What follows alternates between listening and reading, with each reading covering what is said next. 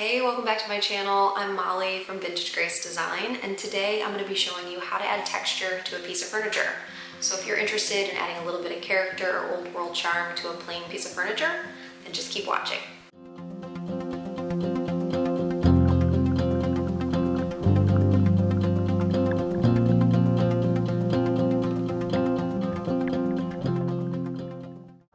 So this is the piece we're going to be working on.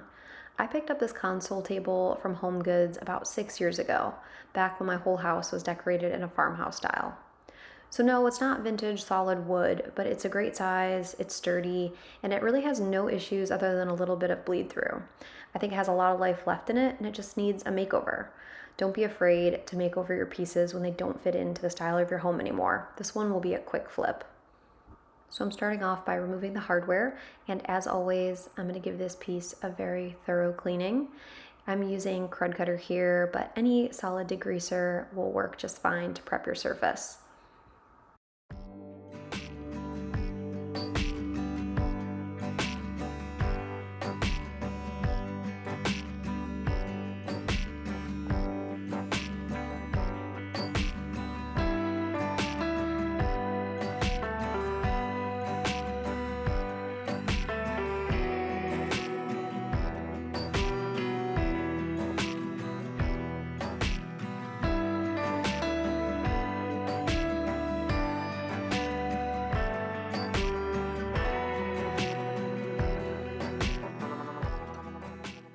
Next step is to scuff sand the piece. I like to use these sanding sponges from Amazon. They're linked below in the description box.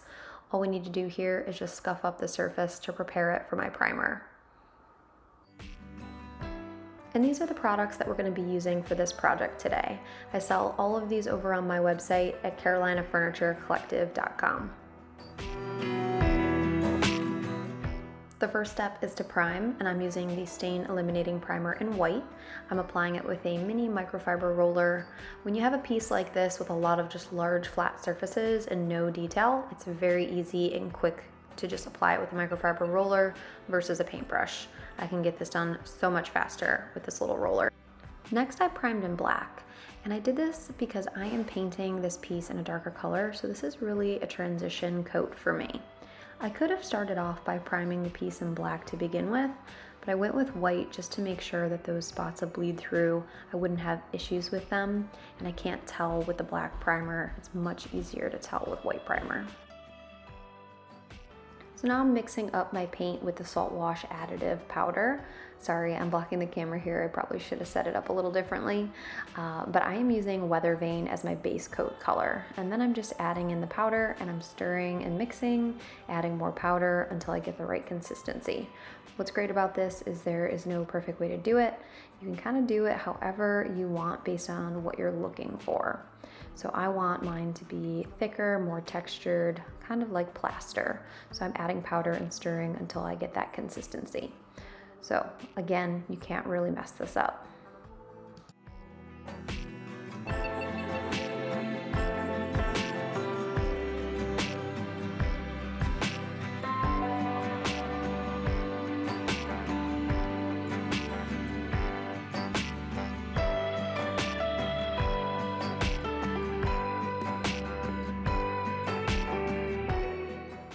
And now I'm just painting this mixture on kind of randomly all over the piece. I don't need to be perfect. I do like the brush strokes because I'm looking for texture. So again, this is such a fun project because it doesn't need to be perfect.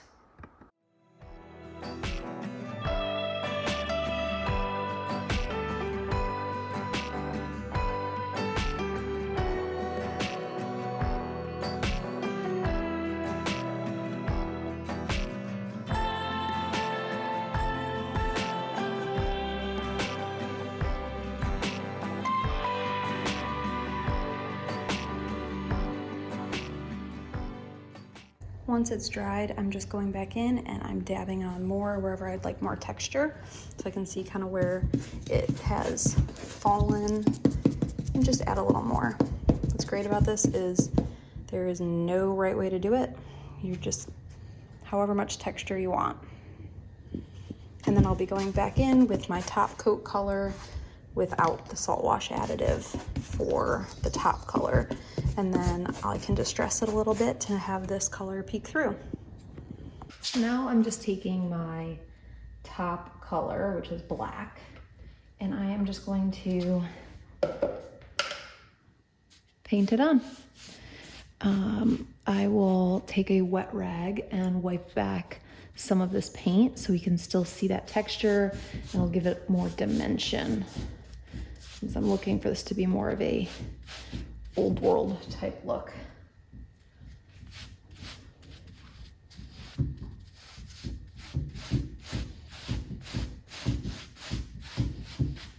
Just paint it on, and then I'll just take a wet rag and wipe it off in areas with a little bit more raised texture.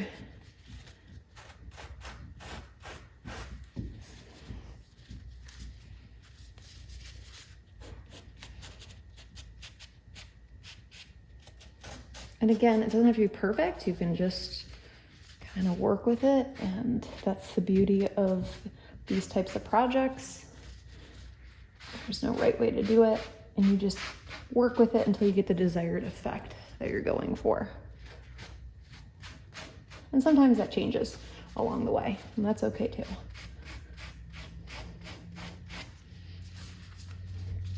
So I'll just keep finding a new clean spot on my rag and just continuing to wipe that off in some places.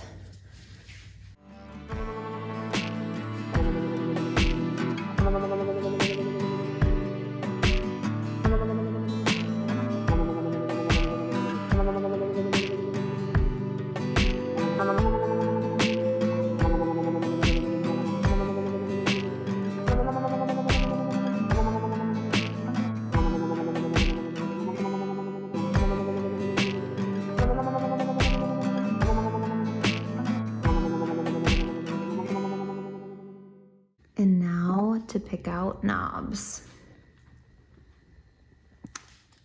I think we have a winner. These ones are from Hobby Lobby. Only $3.99 a piece, and they're half off every other week, so I paid $1.50 for these. And I really like the way those ones look with kind of this rustic type of old world style. So I like how it turned out. I think it looks really cool, but I don't love the gaps that you can see the light through on all the sides. So I think a good solution is to put a piece of particle board, like backing, like this stuff, particle board, just up under here. There's a ledge on either side that I can nail it to, and then I won't have to touch that up, and it'll cover, you know, that ugly overspray.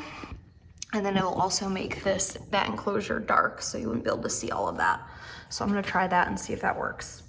And here's the finished product. I love how this one turned out. It went from a plain, boring farmhouse piece that was mass produced to something that is so unique and one of a kind. I think the texture just gives it so much character, and I love the layered colors for extra depth and dimension. It's definitely a statement piece now, and I can't wait to try this textured look on another project.